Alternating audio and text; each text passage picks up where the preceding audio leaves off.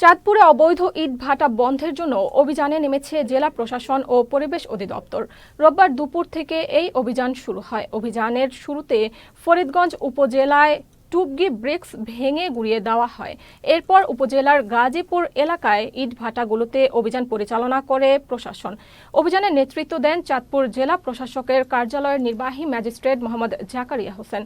তিনি জানান, জেলার ৯১টি ইট ভাটার মধ্যে ৪১টি অবৈধ চিহ্নিত করা হয়েছে।